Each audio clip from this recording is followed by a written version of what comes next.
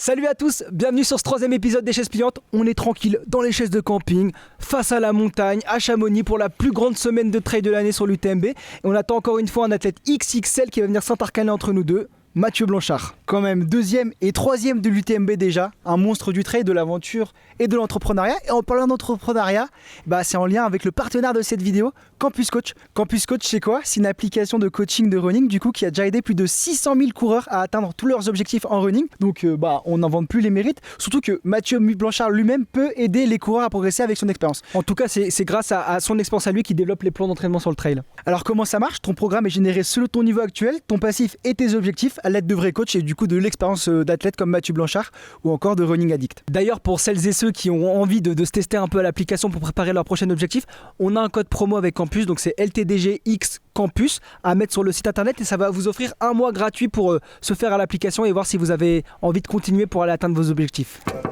Hey my G, welcome to Chamonix. Hey, it's been a long time and I'm On enregistre un petit truc avec eux là, allez c'est parti. on a passé floating up the floor, past the ceiling. The wind in my hair, I can see the light at the end of the tunnel as I'm taking floating up the floor, past the ceiling.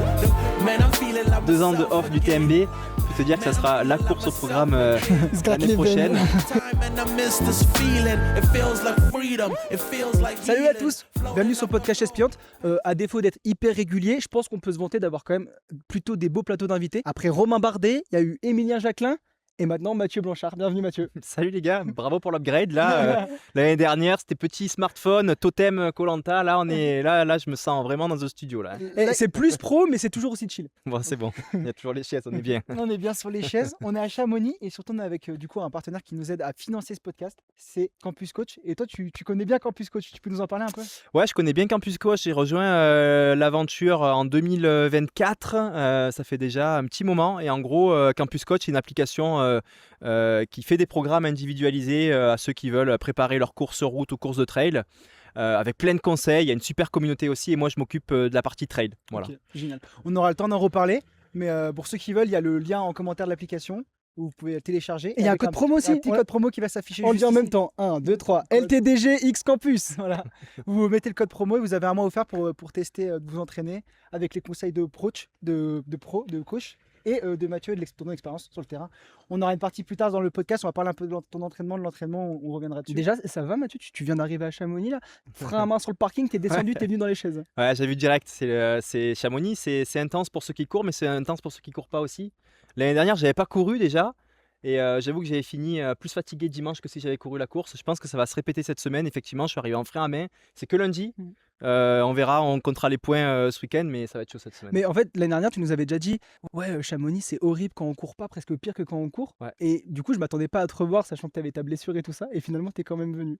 Ouais, je suis quand même venu. Après, c'était prévu que je cours. Hein.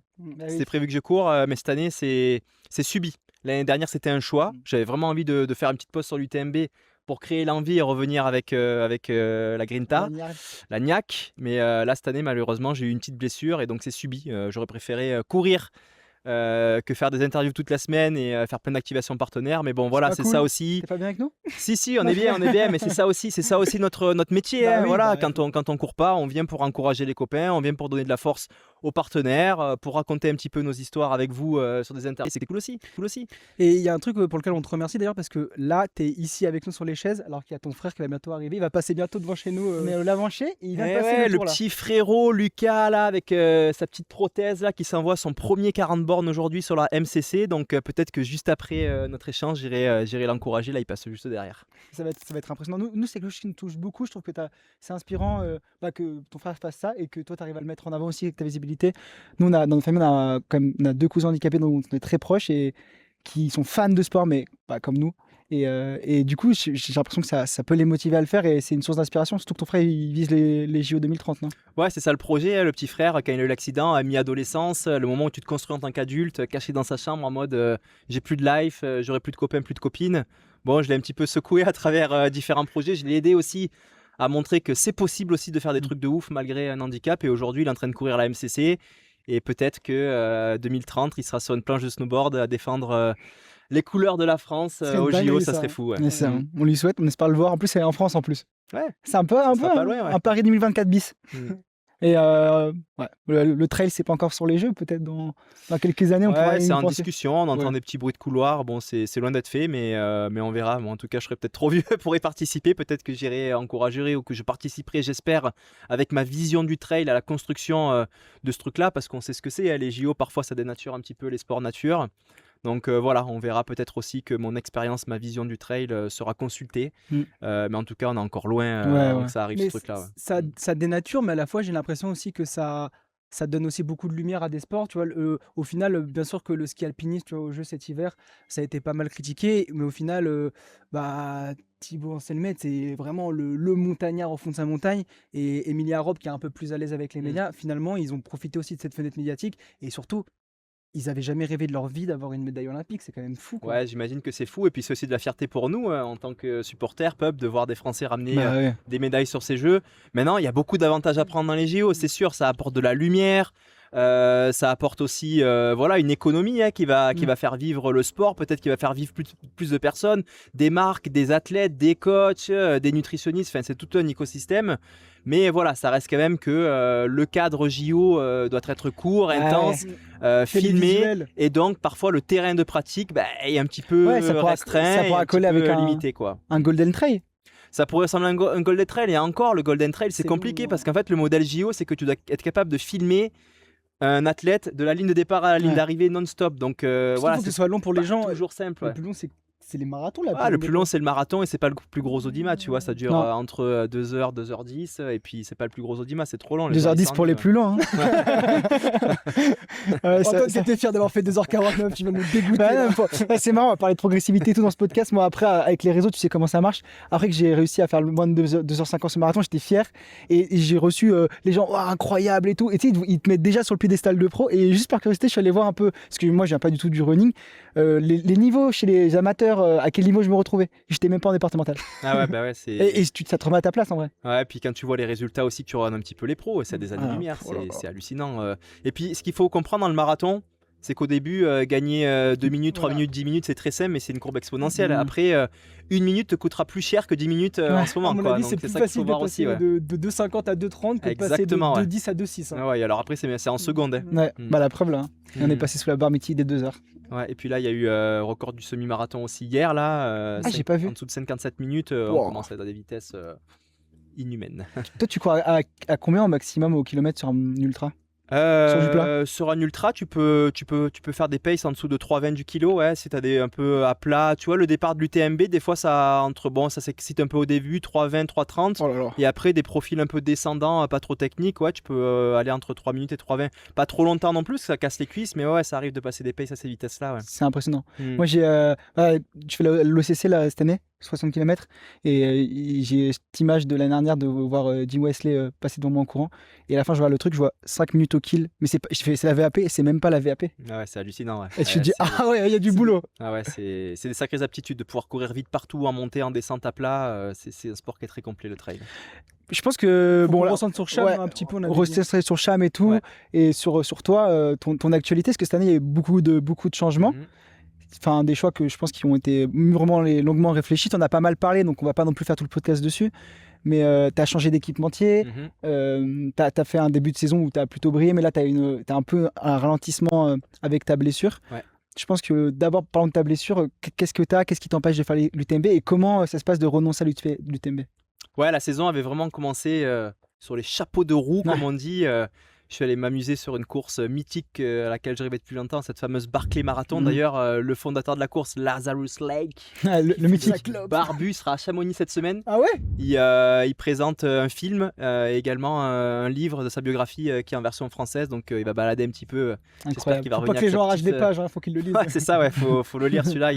Il y a quand même, c'est un sacré artiste, le gars, donc il y a des belles histoires à voir là-dedans. D'ailleurs, je suis parti courir en Laponie, tirer ma j'aime bien ça l'hiver, en vue de me qualifier pour une course de ouf en Alaska. Puis j'ai fait la tournée de mon film L'Appel du Silence. Je crois que vous êtes venus, c'était vraiment cool. Moi, pas là, mais Antoine y allait. Dégoûté. Donc, trop bien. Et puis changement d'équipementier. J'ai rejoint la marque Kiprun du groupe Decathlon. Pour plein de raisons, on peut en parler, mais voilà, beau projet. on va partir sur des aventures, on fait du développement produit, bon il y a la perf qui reste aussi, et puis pam, à ce moment-là, je commence à avoir un petit peu mal au talon, je cours un petit peu, bon je la fais courte l'histoire, mais IRM, œdème au talon. Pas grand chose, hein. Moi le doc il me dit ouais 15 jours, 3 semaines un peu de repos et ça va revenir. Et il s'avère que ça a duré plutôt 3-4 mois de douleur. Et puis c'est jamais parti en fait. Alors il y a quelques années j'avais eu un peu des syndromes de Haglund, là c'est un petit peu une déformation osseuse à l'arrière du talon. D'habitude quand je me repose ça part et puis là c'est pas parti, ça me fait super mal. Et j'avais pas envie en fait de me remettre dans ces entraînements en ayant mal, tu vois. C'est vrai que nous les ultra trailers, parfois on a une relation à la douleur, bon, qui est un peu, c'est une normalité d'avoir mal quand tu t'entraînes, quand tu cours. Mais je passais un peu à autre chose, tu vois. Je veux vraiment courir sans douleur, voler et d'avoir un petit coup de couteau là. Ça me plaît pas, tu vois. Donc j'ai voulu attendre que ça passe et c'est jamais vraiment passé. Donc, du coup, t'allais faire du renfort un peu à côté à la place? Ouais, après tu peux faire le pire truc pour le corps, c'est de l'arrêt total. Donc tu fais pas du renfort, mais tu fais des exercices spécifiques pour aider la zone à se réparer. Mais parfois, ça prend plus de temps que prévu. Et donc c'est pour ça que j'ai pas pu prendre le départ de l'UTMB. Donc j'espère pouvoir faire des courses là à l'automne, l'hiver. Mais j'ai encore un petit peu mal, donc ça reste encore assez flou pour moi la suite. Et attends, juste vu que c'est, parce que moi je suis un grand blessé là depuis 2 ans, mais si c'est osseux, la solution, c'est même avec de la mobilité, des exercices et tout, ça peut pas être, même si ça prend du temps, je sais pas, d'aller, je sais pas, frotter un peu l'os pour enlever justement cette malformation ou petite opération, quoi. Ouais, exactement. En fait, l'os, parfois, tu as soit des blessures où ça tape. Ouais. C'est ce qu'ont souvent les athlètes de course à pied et de trail parce que ça tape. Du coup, ça fait un œdème osseux. Et donc là, il faut arrêter tout. Par contre, moi, c'était un œdème dû à la traction du tendon d'Achille. Donc là, je pouvais continuer à effectivement mobiliser, bouger, kiné, faire du renfort. Et là, effectivement, la solution qui pourrait fonctionner, c'est de venir faire une petite intervention chirurgicale. Il y a des voitures de collection qui passent derrière toi, c'est incroyable. Je t'écoute même plus. Des Porsche. Des GT3 RS, c'est ça? Ouais, donc effectivement, après tu peux passer par la casse chirurgie. Aujourd'hui, la technologie fait que tu peux faire ça en endoscopie, qui font des tout petits trous, ils rentrent là-dedans. Mais voilà, je suis en train de regarder tout ça, c'est pas encore décidé. Mais je commence à voir le bout du tunnel. Et ça serait combien de temps d'arrêt, une petite opération comme ça, t'as idée? Il y a plusieurs niveaux d'opération. Tu as la méga boucherie où tu en as pour 6 mois, 1 an. Et quand c'est un petit truc endoscopique, en général, 2-3 mois, tu es remis sur pattes et puis tu peux recourir. Ouais. Donc le faire à l'entrée dans l'hiver, c'est pas non plus déconnant, quoi. C'est peut-être une idée. Ouais. Okay. Et juste du coup, quand tu choisis de renoncer à l'UTMB, comment ça se passe? C'est pas une décision, enfin, t'en parles aussi à ton partenaire, à ton entourage, à tes proches. Comment ça se passe? On a vu beaucoup d'abandons aussi là sur cet UTMB, Jim, Kylian et Tom. Ouais, ce qu'il faut comprendre, c'est que quand on est professionnel de notre sport, on n'est pas tout seul à décider, quoi. C'est des projets communs, c'est des projets avec la famille, c'est des projets avec les partenaires, c'est des projets avec notre staff aussi qui est autour de nous. Et c'est vrai que quand on prend la décision de ne pas le faire, faut être sûr de son choix. Donc déjà avec soi-même, ça prend des mois de réflexion, d'introspection à se dire bon, je le fais pas, est-ce que je cours sur la douleur, est-ce que j'y vais, j'essaye, au pire j'abandonne. Bon, après quand on décide de pas le faire, on prévient les partenaires, désolé, je vais pas pouvoir faire la course, porter vos couleurs, on va essayer de le faire différemment la semaine. On prévient le staff médical aussi et puis ensuite voilà, on construit quelque chose autour en fonction pour faire pour faire autre chose et pour nous faire briller différemment. Mais est-ce que du coup le fait d'avoir changé de partenaire, pour toi ça a été plus dur de leur annoncer? Parce que je pense que tu dis je rejoins ce partenaire, j'ai envie d'investir dedans, j'ai envie de faire dès la première année. En plus toi tu veux t'investir dans les produits, tu dis ah je peux pas faire ça, est-ce que tu t'en veux, est-ce que c'est... Je pense que c'était le pire truc ça en fait, c'est le timing. C'est sûr que quand il y a un changement de partenaire, il y a comme une forme de renouveau, quoi. On part sur des nouvelles bases, sur des nouveaux projets. Puis moi, je suis encore méga ambitieux, tu vois. Moi, quand j'arrive chez mon nouveau partenaire, je leur dis les gars, cette année, on va à l'UTMB et puis on va tout défoncer, quoi. Puis pim, la blessure qui dure. On arrive en juin, putain, on a mal, on n'arrive pas à faire le volume d'entraînement qu'on veut.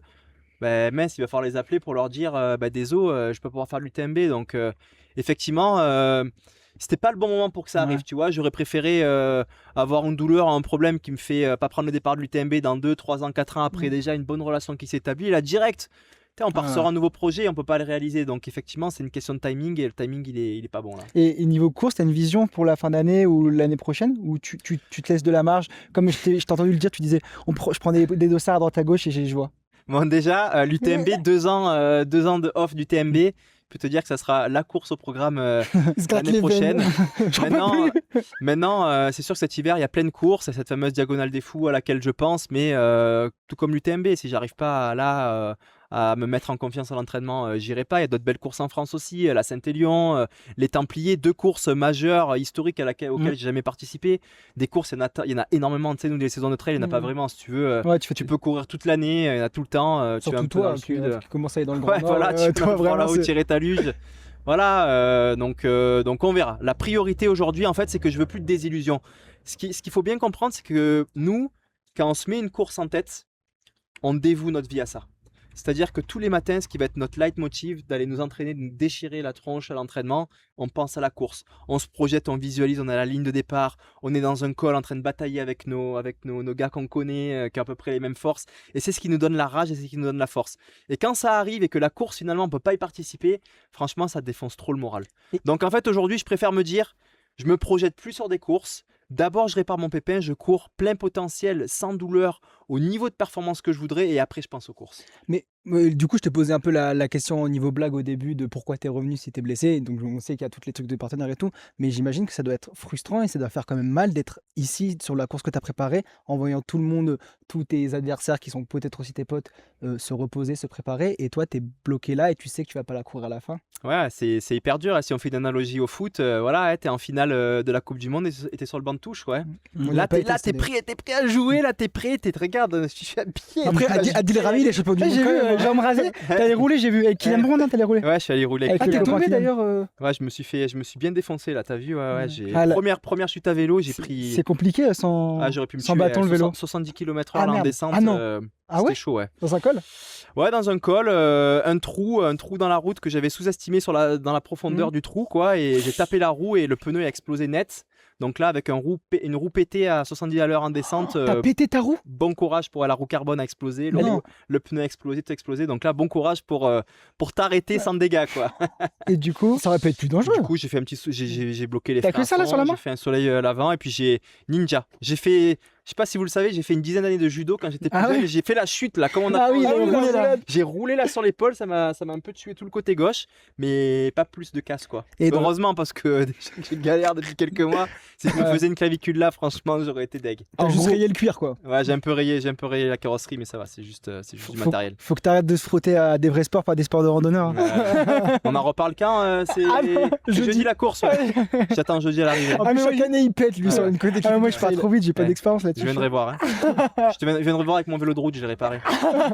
Mais bientôt, parce que j'aurais déjà pété sinon. Tu vas m'attendre longtemps. Ouais, je viens de voir juste au départ. Ah, en fait.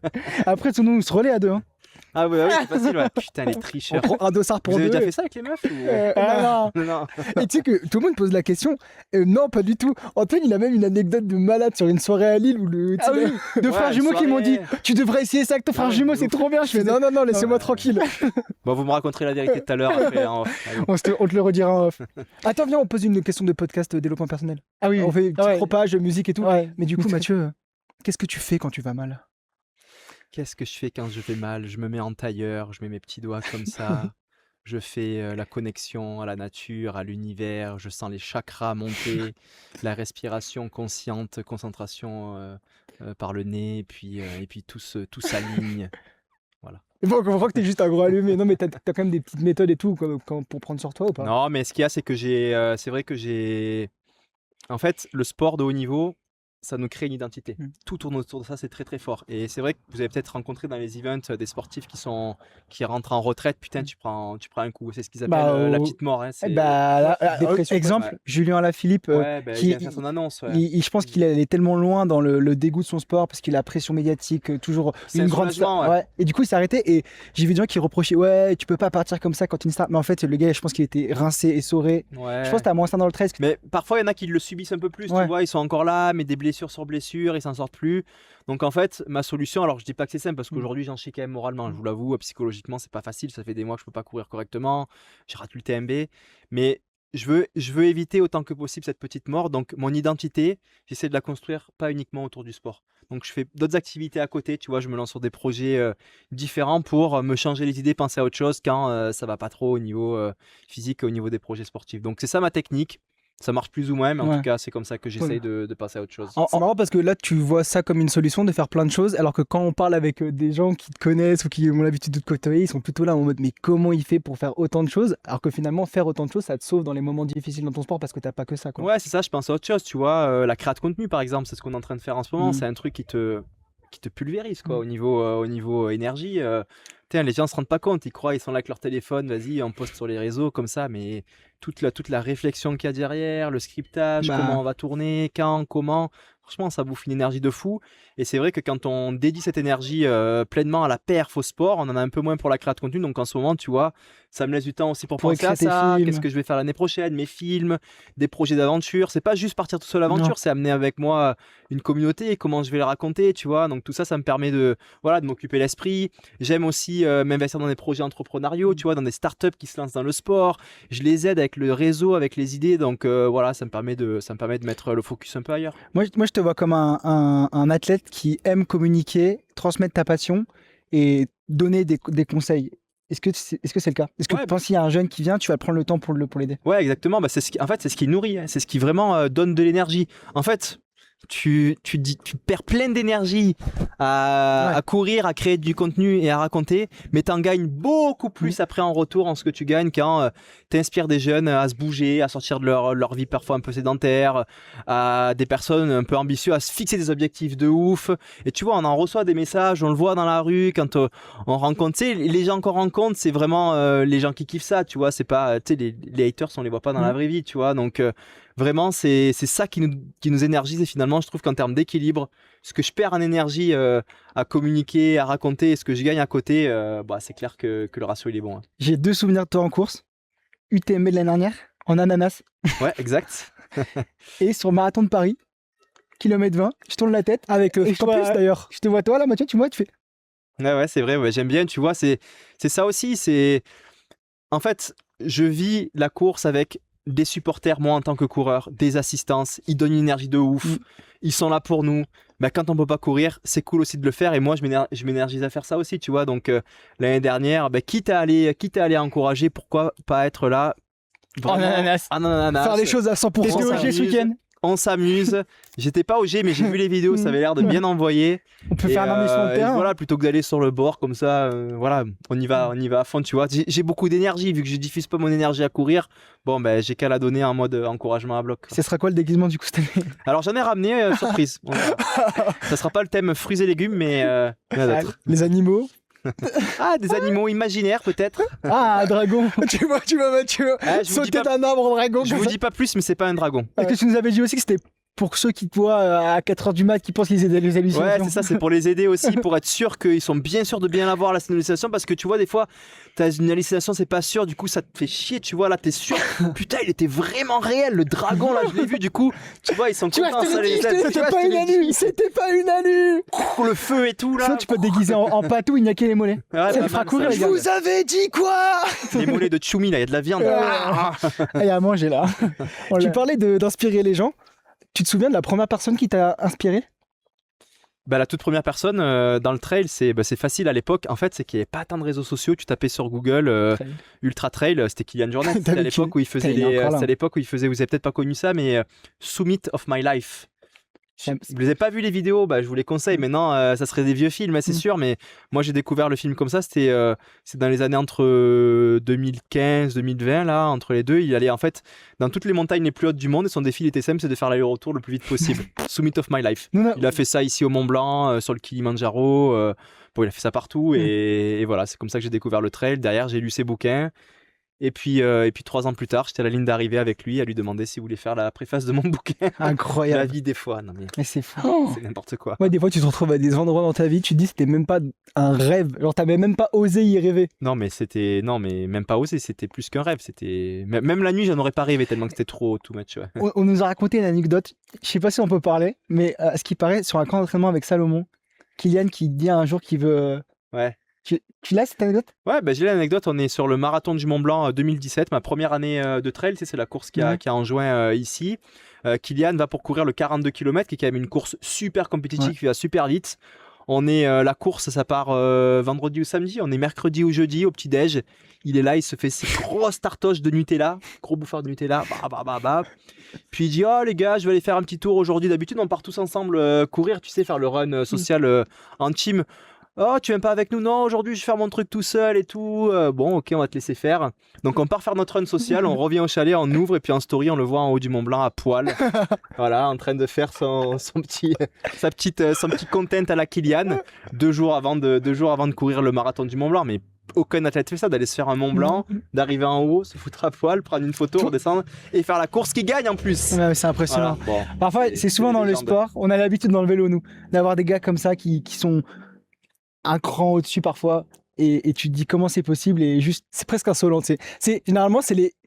Généralement, hein, pas tout le temps, mais c'est quand même les gars les plus détentes ou les filles les plus détentes qui sont les plus fortes. Et c'est les amateurs qui sont aux portes de passer pro qui sont le plus tendus. Et c'est normal. Ils ont un talent de fou, c'est des personnes hors normes. Et pour la petite anecdote d'ailleurs, je crois que juste après, c'est là que le maire de Chamonix, ou en tout cas, je sais pas, le bureau des guides avait mis en place des règles de matériel minimum obligatoire pour monter au Mont Blanc. Un pantalon. C'était après la photo de Kiki à poil en haut du Mont Blanc. Peut-être qu'aujourd'hui, les gens auraient réagi en mode tu montres le mauvais exemple et tout. Ah ouais, non, là, ça passerait plus maintenant. Pourtant, c'était il y a pas si longtemps, c'était en 2017, mais un truc comme ça passerait plus. Ouais. Mais d'ailleurs, le trail, j'ai envie de dire, nous aujourd'hui, on adore trailer, on adore courir, mais nous, on vient du vélo, donc on découvre aussi ce nouvel univers, on a la chance d'échanger avec vous, mais on a l'impression que la médiatisation et la montée du sport divise le sport. Dans quel sens? Dans le sens où j'ai l'impression que parfois, les personnes se disent, il y a trop de monde, c'est plus assez niche, et aussi, ça vient polluer notre terrain et tout. C'est trop commercial. Des choses qui sont vraies et c'est trop commercial. Il y a trop de marques. Comment tu t'es positionné par rapport à ça et comment... En fait, ce qui est en train de se passer, c'est normal. Effectivement, ça se divise sur plein de sujets. La raison, elle est très simple. Boum, une explosion, ça fait une déflagration. Une croissance qui explose, qui est anarchique. Toutes les structures autour, elles n'ont pas le temps de s'organiser. Et il y a plein d'entités dans le trail. Il y a les courses qui ont un rôle à jouer. Il y a les marques. Il y a la fédération aussi. Les athlètes amateurs, professionnels. Tout ça a explosé d'un coup, donc chacun y va un petit peu avec sa vision. Parfois, il y a des personnes qui y vont plus avec une vision business, typiquement les marques et les courses. D'autres qui y vont avec des valeurs très fortes.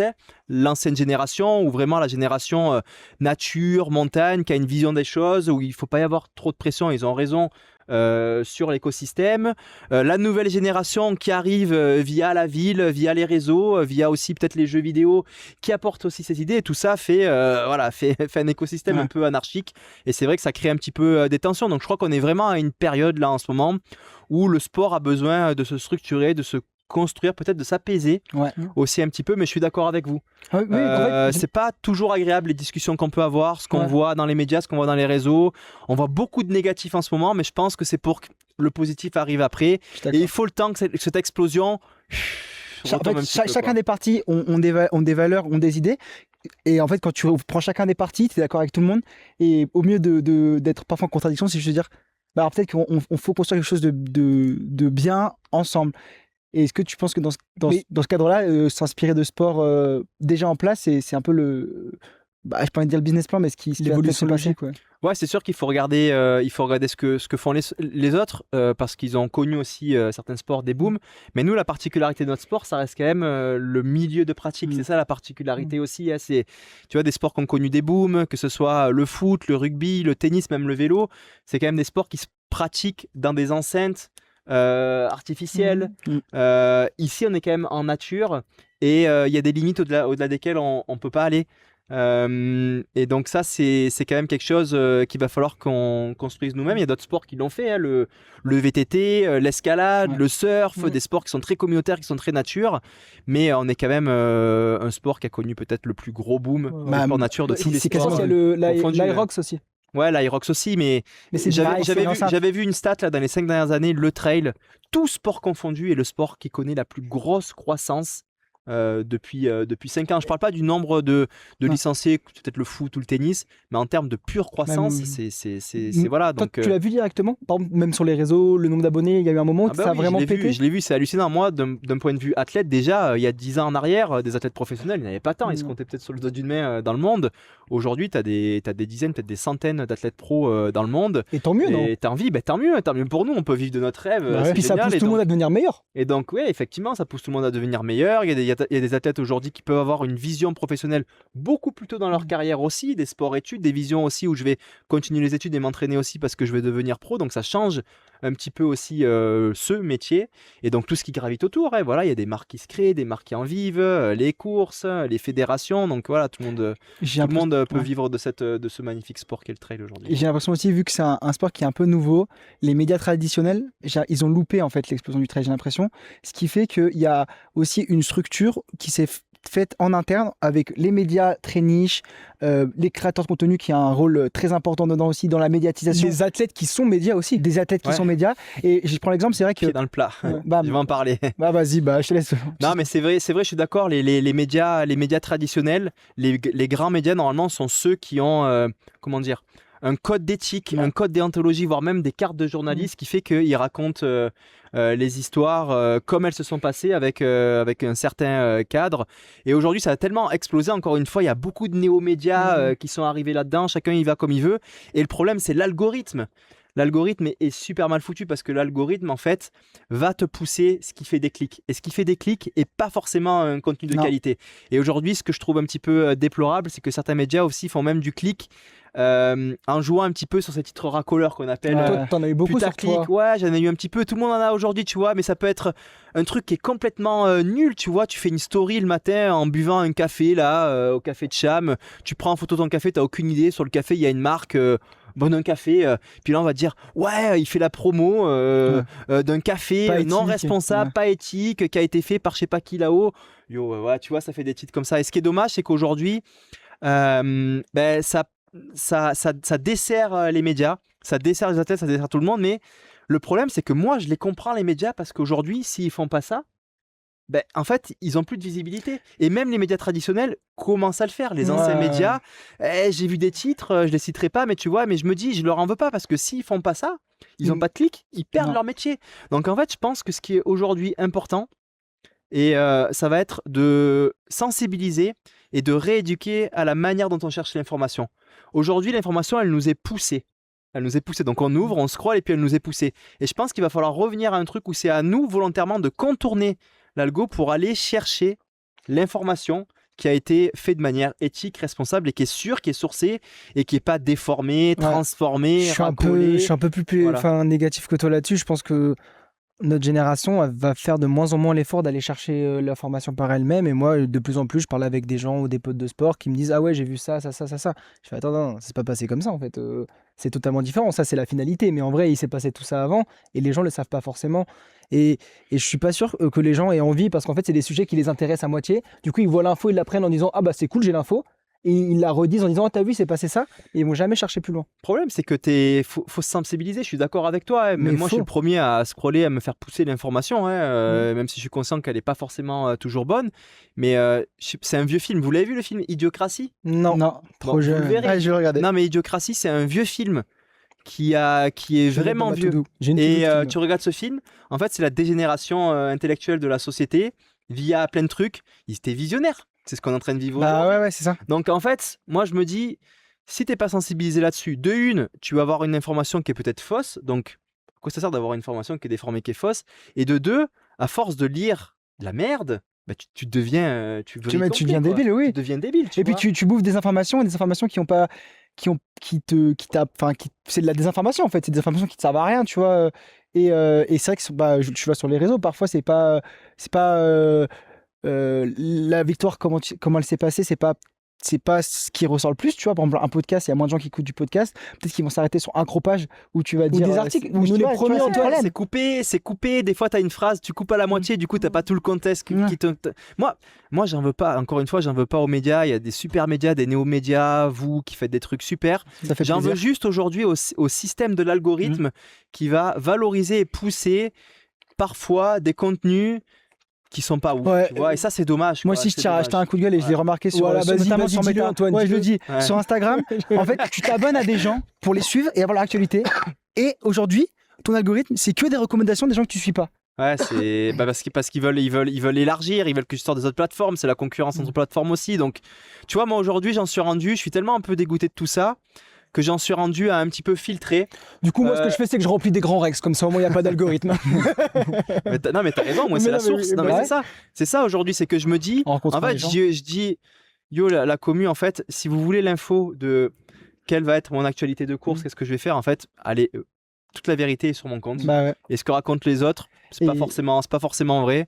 Voilà. Et puis voilà. Après, ce que je trouve dommage aussi, c'est que quand tu as une intervention médiatique, tu filtres un peu plus. Moi, je me souviens mes premiers interviews quand je commençais le trail pro il y a quelques années, mais j'arrivais mais avec zéro filtre. Pas de média training. J'étais pas là à tourner 3 fois dans ma tête la réponse. C'était C'est ce qui Et a fait ta force. au ouais, départ. mais sauf que maintenant, tu vois, comme je sais que une phrase, un mot va pouvoir être repris, coupé, transformé, que tu vas te faire déboîter, bon, je suis là en mode un peu plus cadré à faire attention. Et je trouve que c'est dommage parce que du coup, ça fait des athlètes Ouais. qui sont un peu plus polissés, un Ouais. peu plus fades, un peu plus carrés, qui se lâchent un peu moins. Bah, tu Dans vois, le vélo, on l'a à bloc, nous, ça. Mm. C'est que dès que.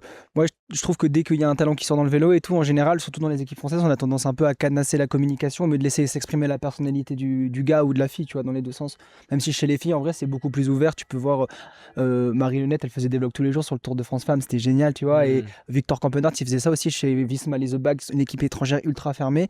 J'ai l'impression que des fois, c'est quand même assez français de vouloir polir et lisser des talents au mieux de laisser aussi une personnalité s'exprimer.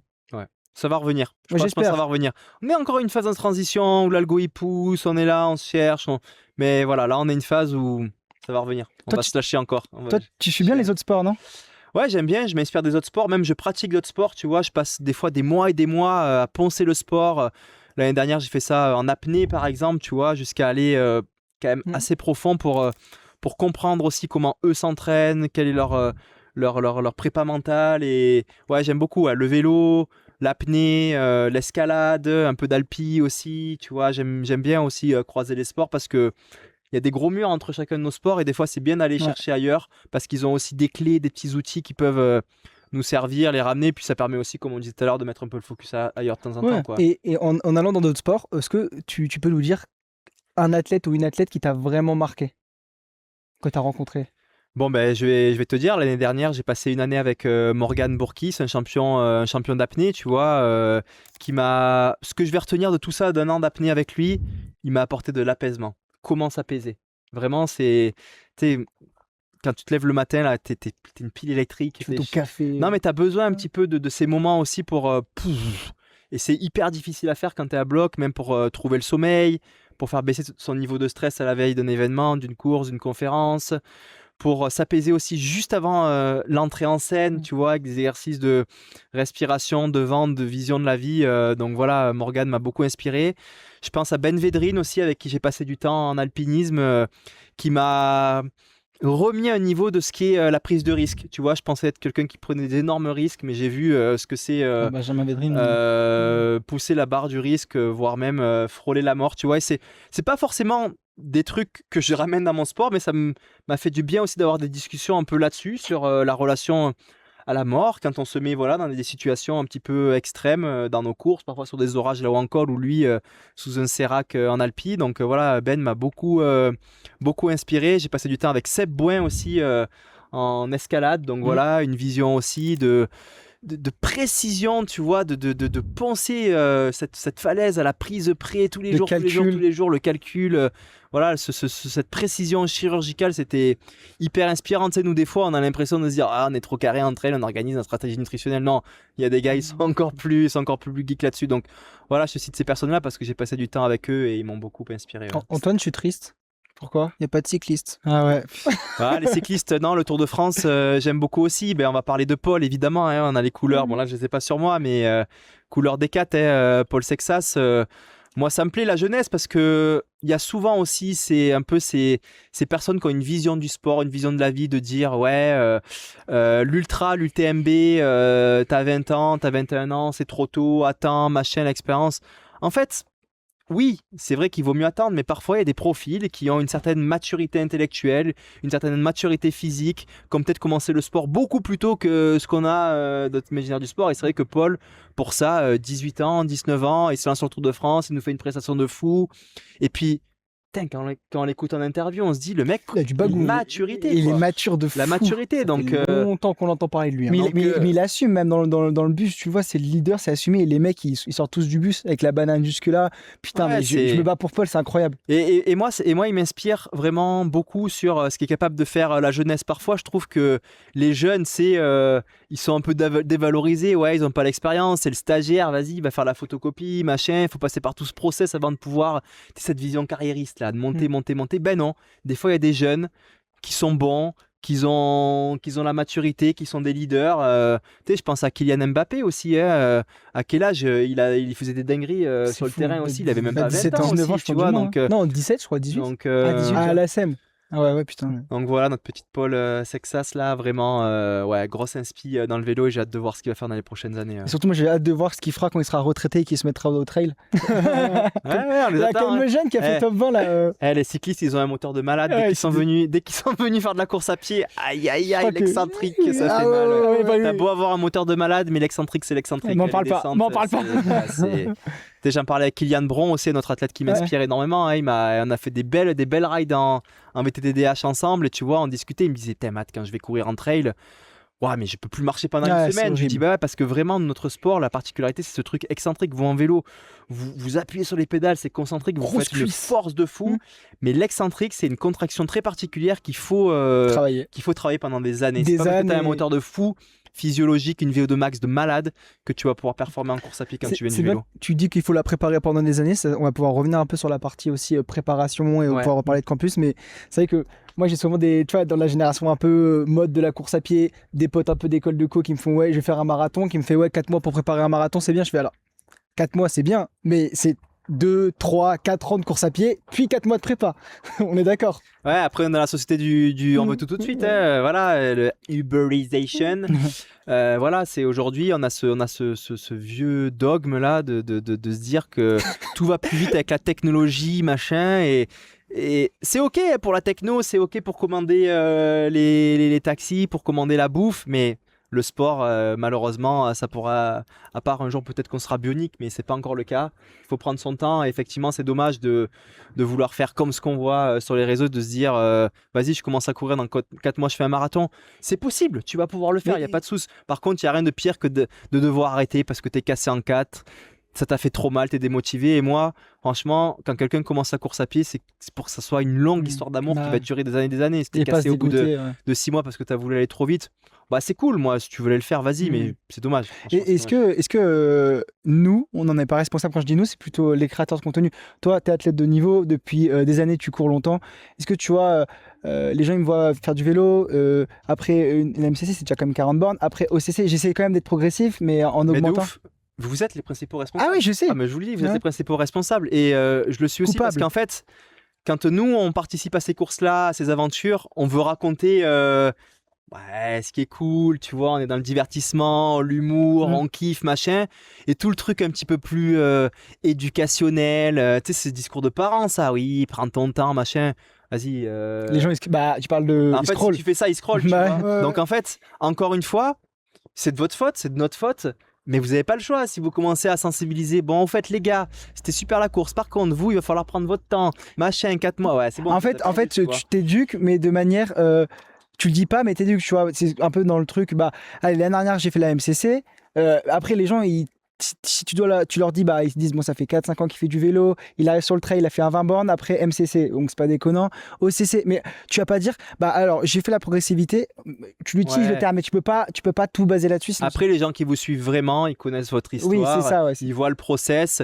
Et s'ils sont, s'ils ont compris le truc, ils voient quand même que vous prenez le temps et que c'est comme ça qu'il faut faire. Mais je comprends qu'on en veille au créateur aussi. Enfin complètement. Mais parce que là, on prend notre exemple parce que j'ai pas envie d'inculquer d'autres personnes parce que moi, je le pense aussi que ça me fait. En fait, moi, quand je vois mes potes qui me disent je me mets à la course à pied, ils me disent tu fais quoi? Ouais, je fais un trail de 50 bornes. Je fais ah ouais.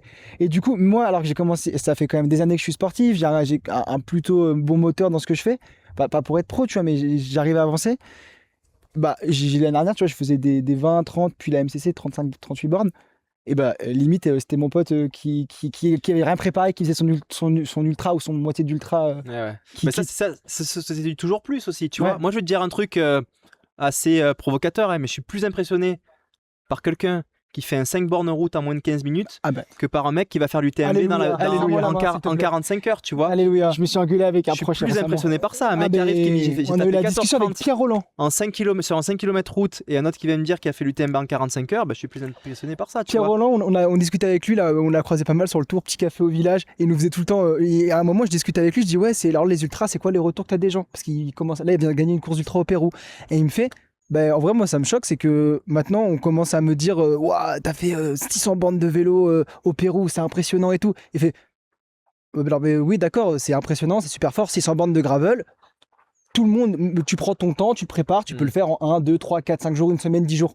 Faire l'Alpe d'Huez en 40 minutes, là, t'as 5% de la population qui en est capable. Et il faut remettre des fois la performance au centre de ce que c'est. Ouais. C'est pas une distance, la vraie performance, c'est peut-être un temps sur une distance. Ouais, c'est clair. Après, c'est encore une fois, c'est le lundi matin à la Société de la Performance. T'arrives au café, machin, tu racontes ton week-end. Limite, t'oses pas, j'ai fait mon marathon en 5-6 heures, tu vois.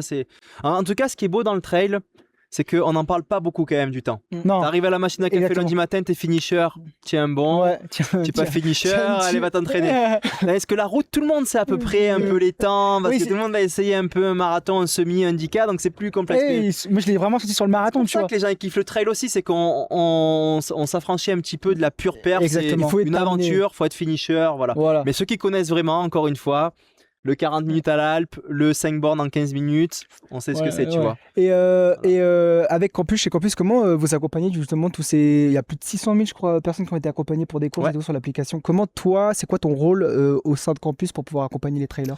C'est très simple, je leur dis UTMB dans 4 mois, allez-y les gars, là, progressivité. Tu fais un 100 bornes le premier mois, un 130 le deuxième et le quatrième. Non mais en vrai, on dit qu'il faut pas le faire. Moi, j'étais le premier à le faire. Mon UTMB, je l'ai fait, j'avais même pas un an de trail. Bon, ce que j'ai envie de dire quand même, c'est que s'il y en a qui ont envie de le faire, je ne peux pas les empêcher. Tu te prends un bon mur là dans la tronche. Bon, tu vas comprendre ce que c'est. Tu vas peut-être voir aussi où sont tes limites. J'espère que tu vas sortir de là sans blessure, mais parfois c'est pas grave, c'est pas non plus des blessures, voilà, c'est des blessures un peu d'usure, inflammation, tendinite, tu t'en sors, mais s'il y a des profils aussi qui sont un peu bourrins, allez-y, le mur vous allez le prendre, et c'est bon aussi d'en prendre un bon, après ça te remet un peu à ta place, belle leçon d'humilité. Et si tu le gagnes, c'est peut-être que t'es là comme Mathieu Blanchard. Là, c'est ce qui s'est passé toi. Là t'as un petit, non, mon premier UTMB, j'ai pas gagné. Non, mais t'as pris ton premier ultra. Ouais, mon premier ultra, après j'avais fait un peu de route avant, je suis pas arrivé sur mon premier ultra, comme ça, j'avais fait quelques temps sur marathon. C'était une course au Québec, il n'y avait pas non plus une densité de fou, donc voilà, pour remettre dans son contexte quand même, mais effectivement, belle perf sur le premier ultra. Écoute, Campus, c'est très simple. En gros, beaucoup de personnes sont là quand ils construisent une maison à penser déjà, vas-y, quel meuble on va mettre, la petite light, gradateur, machin, les petites finitions, la peinture et tout. Ta maison, là, t'as beau faire une super déco, si t'as pas des fondations de ouf, en fait, elle va s'écrouler au premier coup de vent. Donc nous, c'est vraiment là-dessus qu'on travaille, c'est sur les fondations.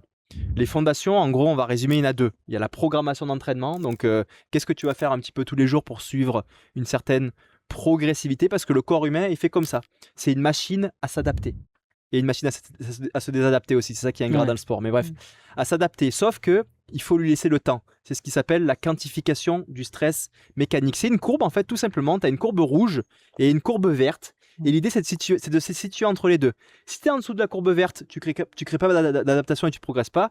Si tu es au-dessus de la courbe rouge, tu risques de te blesser ou de te cramer. Donc l'idée, c'est d'être pile, je charge, je fais un entraînement, je décharge, je me repose, je charge, avec toujours une forme de progression. Alors c'est pas infini, il y a des moments qu'on appelle surcompensation, on va pas rentrer trop dans le détail, mais où on va récupérer. Et en gros c'est ça, on accompagne les personnes sur la programmation d'entraînement pour faire les choses le mieux possible, pour pouvoir progresser, optimiser leur potentiel et éventuellement aller réaliser leur objectif de course, mais pas toujours. Il y a des personnes qui sont l'appli qui veulent juste courir, juste bouger et avoir une programmation, une motivation pour bouger. On n'est pas obligé d'être toujours en mode compète, perf, dossard. C'est aussi ça, la course à pied. Donc, moi, je m'occupe du trail. Et alors, le trail, il y a tellement de facteurs qu'en fait, j'ai envie de parler de philosophie. Là. Désolé d'être un petit peu...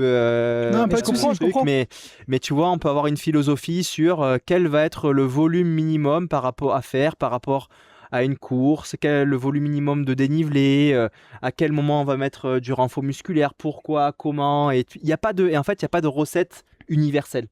Chaque coach, il va un petit peu de sa vision. Et donc, en fait, je crée un petit peu un cadre, une philosophie que j'apporte à Campus. Et ensuite, derrière, il y a toute une équipe avec des gars qui sont vraiment des génies, des scientifiques, des coachs qui ont été formés sur formés, qui vont venir vraiment mettre les vraies balises carrées, les séances, les durées des intervalles pour venir concocter une programmation d'entraînement qui est individualisée. Et c'est ça qui est beau avec la technologie aujourd'hui, c'est que l'application va pouvoir prendre en compte beaucoup plus de data que ce que peut faire un coach. C'est compliqué quand tu es coach, quand tu as 10, 20, 30 athlètes, tous les matins les appeler pour leur dire bon alors t'as bien dormi, t'as mal dormi, ta VFC elle est comment, ok aujourd'hui tu te sens bien, tu te sens mal, t'es stressé, ton chien machin il est malade et tout, machin, tu vas bien avec ta meuf, hein, tu vois c'est... Et là, hop, l'application elle peut prendre tout ça en compte et ensuite, un petit peu tous les jours, individualiser ta programmation. Donc ça c'est vraiment le gros truc la programmation et après c'est le à côté dans la fondation de la maison aussi, pour pouvoir être solide. Il faut aussi avoir une bonne hygiène de vie. Alors attention, je ne vais pas rentrer dans le truc trop, fruits et légumes et tout. Une bonne hygiène de vie, ça veut dire que faut kiffer sa vie. Voilà. Faut bien dormir, faut bien manger. Mais tu vois, on est vraiment dans un discours où, en fait, si pour ton bien-être mental, tu as besoin d'aller faire des restos avec tes potes, tu as besoin de sortir, tu as besoin d'aller boire un coup, c'est ce qu'il faut faire. C'est ça que j'appelle l'hygiène de vie. Parfois, on associe l'hygiène de vie à une vie super carrée au niveau nutritionnel, sommeil et tout. Non, c'est de la modération. On essaie de bien dormir, mais de temps en temps, si on fait une nuit blanche parce qu'on veut faire une soirée avec les potes, c'est ok, tu vois. Ce que tu dis sur ton dernier post Insta là, que le bonheur soit la conséquence. Alors ça, ça c'est complètement un changement de paradigme que j'ai eu récemment. J'y reviens, mais juste pour finir sur Campus, ce qui est important aussi pour pouvoir durer et performer, c'est le bien-être mental. Et pour moi, le bien-être mental, ça passe aussi par la relation sociale. Aujourd'hui, on passe beaucoup de temps derrière nos écrans et on perd ce truc qui est vital, qui est la relation sociale. C'est de parler à un humain face-to-face, proche physiquement, avec les échanges d'énergie. Et donc, c'est ce qui est difficile. On a une application, tu sais, on force les gens à aller suivre leur programmation sur un smartphone. Mais à côté de ça, on a tout un côté communautaire aussi, avec des clubs de course, dans des villes, des rencontres, des événements, ce qui apporte aussi un côté un peu plus social à ce sport qui est globalement quand même très individuel. On s'entraîne souvent seul et tout. Et donc, voilà, on a aussi ce côté-là chez Campus, voilà, avec des animations. Alors moi, évidemment, je peux pas être partout tout le temps, mais de temps en temps, ça me fait plaisir d'aller participer à un event Campus, sur une run sociale, sur une soirée. Il y en aura beaucoup à Chamonix, là, des runs. Ouais, il y a plein de trucs cette semaine. Les runs sociales, c'est un peu le concours des marques. Là. C'est celui qui fait le plus dans la semaine. Je crois qu'ils contrôlent là, cette année l'UTMB pour pas qu'il y ait des trop gros groupes. La police, ouais, c'est vrai, des fois, tu as des groupes, ils partaient à 100. C'est dangereux. Tu vois, ça peut être dangereux. Donc, il faut quand même un peu faire attention. Donc, voilà, en gros, Campus, c'est ça, une communauté. Mais voilà, pour résumer, c'est on construit les fondations de la maison avant de penser à la finition. C'est ça, exactement. Je crois qu'on aurait pu parler encore pendant des heures, mais Mathieu va bientôt devoir y aller. Alors, avant de te lâcher, une dernière question. Juste sur l'UTMB. On est sur la semaine UTMB, le podcast on va le sortir avant. Du coup, juste pour avoir ta vision sur les favoris et sur un peu comment ça va le dérouler avec tous ces DNS qu'on a. Est-ce que ça va changer une philosophie? Ouais, alors déjà, pour la petite anecdote, avec Kylian, on s'est appelé. On s'est appelé avant l'UTMB, tu vois, on s'est dit ouais, cette année, c'est pas la bonne, il va pas faire super beau. En plus, moi, je lui ai dit franchement, j'ai un petit peu mal au talon. Il m'a dit ouais, moi j'ai mal au genou. Je lui ai dit vas-y. On laisse les autres. On se donne rendez-vous l'année prochaine. Il m'a dit ouais, vas-y, rendez-vous l'année prochaine. Du coup, après, il a appelé son pote Jim. On s'est dit vas-y, c'est bon, l'année prochaine. Il y a un groupe WhatsApp Road to 2027. J'ai hâte de voir ce que vont mettre les premiers degrés en commentaire. Bon, non, mais les favoris, en fait, bon, déjà, moi, je suis avec le team Keep Run, donc tu vois, je vais quand même d'abord penser à eux.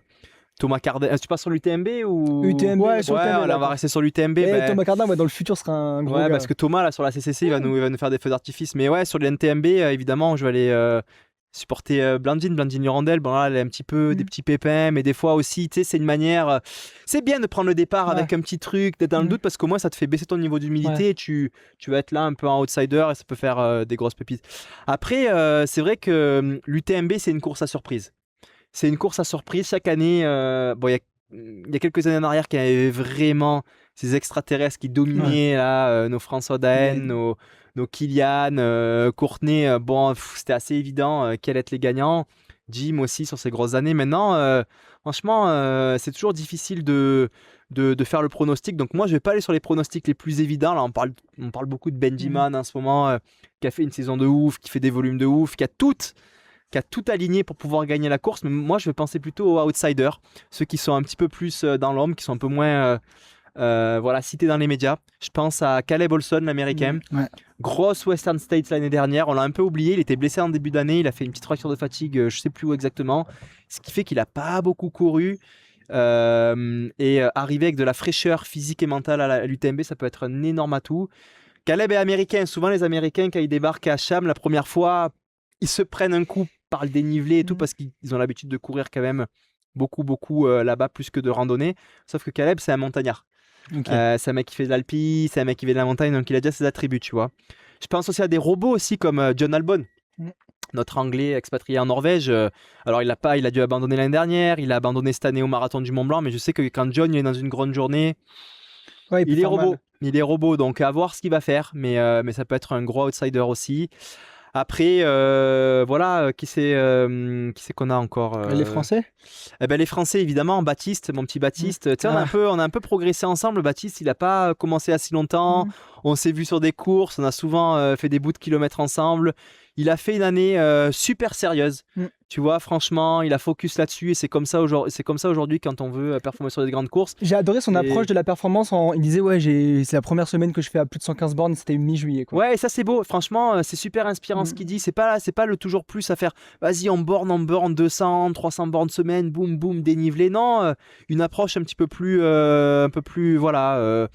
organisée, sereine, comme il dit. Et j'aimerais vraiment voir Baptiste performer pour montrer aussi que cette approche-là de la course fonctionne. Bon, Vincent Bouillard, évidemment aussi, notre grande surprise de l'année dernière. Comment on l'a récupéré Vincent, franchement, il est vraiment très très fort. Maintenant, je pense qu'il peut faire un gros truc à l'UTMB. Pourquoi ? On va rentrer un peu dans le détail là. L'enchaînement Western States UTMB est très compliqué. Il y a très peu de garçons qui ont réussi à le faire quasiment. Peut-être Kylian une année, mais je ne suis même pas sûr. Bon, il n'y a pas la même densité il y a quelques années. Courtenay l'a réussi. Mais en fait, la Western, ce qu'il faut savoir, c'est que quand il fait très chaud, tu prends un énorme coup, en fait. De courir dans la chaleur au niveau de ton système physiologique et tout, ça te met un gros carreau, tu mets des semaines à t'en remettre. Et là, il s'avère que cette année, à la Western States, il a fait une météo un peu plus clémente. Donc peut-être qu'il a perdu un peu moins de plumes, il a une grosse vitesse, il a fait le travail qu'il faut faire cet été. Il y a moyen qu'il fasse une grosse perf aussi à l'UTMB. Donc j'ai pas envie de citer quelqu'un qui va gagner, mais parmi tous ceux que je viens de dire, c'est des bons prétendants à la gagne. Tu m'as donné envie, on va suivre ça.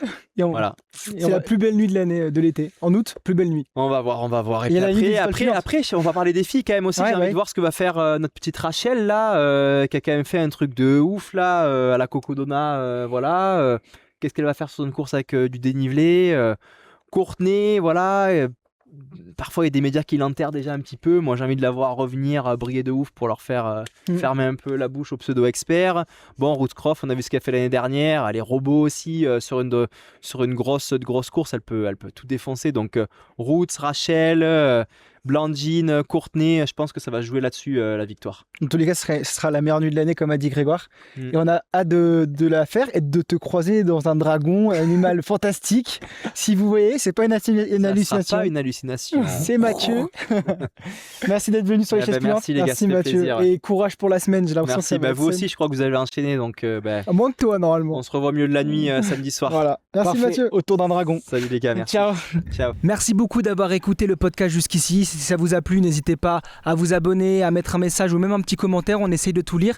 Et surtout, merci encore une fois à Campus d'avoir soutenu l'épisode. Et n'oubliez pas, si vous voulez tester l'application, il y a le code promo LTDGX Campus à mettre via le site internet pour aller tester un mois gratuit. Ciao les gaziers. Ciao.